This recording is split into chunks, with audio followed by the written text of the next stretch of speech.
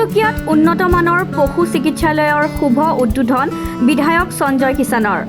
হয়, তিনিচুকীয়াত উন্নতমানৰ পশু চিকিৎসালয়ৰ শুভ উদ্বোধন কৰে বিধায়ক সঞ্জয় কিষাণে।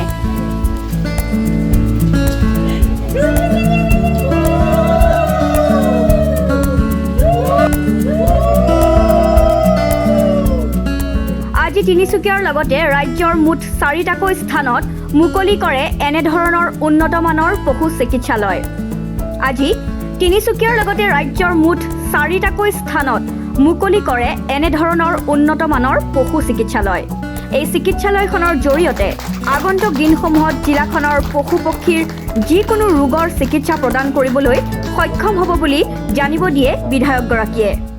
বিধায়ক সঞ্জয় কিষাণে কয় যে এই চিকিৎসালয়খনৰ জৰিয়তে আগন্তুক দিনত জিলাখনৰ পশু পক্ষীৰ যিকোনো ৰোগৰ চিকিৎসা প্ৰদান কৰিবলৈ সক্ষম হ'ব বুলি তেখেতে মন্তব্য প্ৰকাশ কৰে।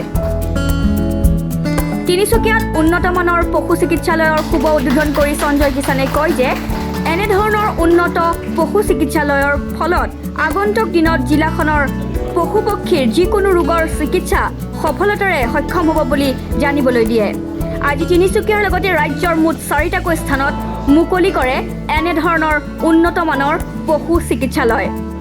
তিনিচুকীয়াত উন্নতমানৰ পশু চিকিৎসালয়ৰ শুভ উদ্বোধন কৰে বিধায়ক সঞ্জয় কিষাণে।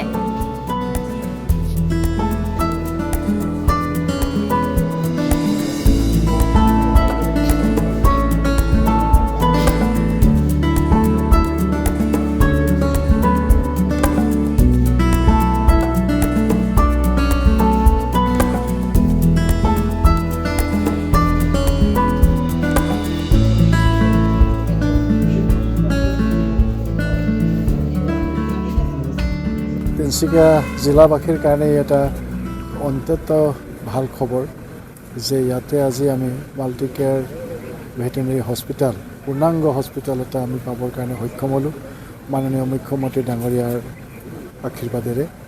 আচলতে আজি সমগ্ৰ অসমতে প্ৰায় 4খন এনেধৰণৰ হস্পিটেল আজি ইনগ্ৰেশ্যন কৰা হৈছে। তাৰ ভিতৰতে আমি তিনিচুকীয়া জিলাই এখন হস্পিটেল পাবৰ কাৰণে সক্ষম হ'লোঁ। আচলতে যেতিয়া এই পৃথিৱীৰ সৃষ্টি হৈছে আৰু যেতিয়া আমি মানৱ আৰু পক্ষীকুল একেলগতে সৃষ্টি হোৱাৰ লগতে আমাৰ সম্পৰ্কও একেলগতে আছে। মানৱে কেতিয়াও পশু পক্ষীৰ লগত এৰাই পেলাই থাকিব নোৱাৰে আৰু ঠিক তেনেকৈ পক্ষীও মানৱক এৰাই পেলাই থাকিব নোৱাৰে। আৰু সেইকাৰণে আজি আমাৰ এই সম্পৰ্ক দীৰ্ঘদিনীয়া আছে আৰু থাকিব। কিন্তু আজি আমাৰ যিমানবিলাক পশু পক্ষী আছে জীৱ জন্তু আছে তেওঁলোকৰ উপযুক্ত চিকিৎসা নোহোৱাৰ বাবে বহু সময়ত বিভিন্ন জীৱ জন্তুৰ মৃত্যু হোৱা আমি দেখিছোঁ। গতিকে আজিৰ তাৰিখত যদি চাই আমি আমাৰ যি এখন মানৱ সেৱাৰ বাবে যি এখন পূৰ্ণাংগ মেডিকেল কলেজ থাকে ঠিক একেদৰে এই ভেটেনেৰী হস্পিটেলখনো মানে জীৱ জন্তুৰ কাৰণে আমাৰ বিশেষকৈ সকলোবিলাক সুবিধা থকা ইয়াতে এখন হস্পিটেল ভেটেনেৰী হস্পিটেল আমি আজি ইয়াতে শুভ উদ্বোধন কৰিছোঁ, য'ত নেকি যিকোনো বেমাৰৰ কাৰণে ইয়াতে সকলোবিলাক ব্যৱস্থা থাকিব। এক্সৰেৰ ব্যৱস্থা আছে ইয়াতে, অপাৰেশ্যনৰ ব্যৱস্থা আছে ইয়াতে ৰেষ্ট লোৱাৰ ব্যৱস্থা আছে। যদি কোনোবাই তেওঁলোকৰ পশুধন লৈ আহে তো গতিকে তেওঁলোকে যদি ইয়াতে এডমিটো কৰাৰ ব্যৱস্থা আছে আৰু তেওঁলোকে যিসকলে লৈ আহিব তেওঁলোকে ৰেষ্ট লোৱাৰো ইয়াতে সম্পূৰ্ণভাৱে ব্যৱস্থা আছে। তো গতিকে মই আশাবাদী যে যোৱা দিনবিলাকত এই সুবিধা নথকাৰ কাৰণে বহু হয়তো এনে পশুধন বিভিন্ন কাৰণত মৃত্যুবৰণ হৈ গ'ল। কিন্তু এতিয়াৰে পৰা এই হস্পিটেলে যদি উপযুক্ত দায়িত্ব পালন কৰি পেলাই আমি যদি সম্পূৰ্ণভাৱে ইয়াত সকলোবিলাক যিখিনি সা সৰঞ্জাম লাগে এইখিনিৰে সৈতে যদি আমি ইয়াতে চিকিৎসাৰ ব্যৱস্থাবিলাক আমি সুকলমে কৰিব পাৰোঁ তেতিয়াহ'লে নিশ্চিতভাৱে বহু আমাৰ পশুকুলৰ জীৱন ৰক্ষা কৰিবৰ কাৰণে আমি সক্ষম হ'ম। আৰু এই হস্পিটেলখনে গোটেই জিলাখনৰ কাৰণে এটা আশীৰ্বাদ স্বৰূপ হ'ব।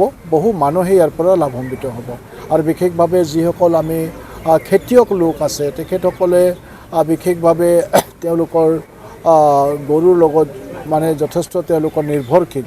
তো গতিকে তেওঁলোকৰ কাৰণে সহায়ক হ'ব আৰু যিসকলে ইতিমধ্যে গাই পালন কৰি পেলাই গাখীৰৰ ব্যৱসায়ৰ জৰিয়তে তেওঁলোকৰ পৰিয়াল তেওঁলোকে পোহপাল দি আছে আৰু বহু সময়ত এনেধৰণৰ গাই যেতিয়া অসুস্থ হৈ পৰে তেওঁলোকে বহুতো হাবাথুৰি খাবলগীয়া হয় কিন্তু এতিয়া যিকোনো ৰোগৰ কাৰণে তেওঁলোকে ইয়ালৈ আহিব পাৰে আৰু তেওঁলোকে উপযুক্ত চিকিৎসা গ্ৰহণ কৰিবৰ কাৰণে সক্ষম হয়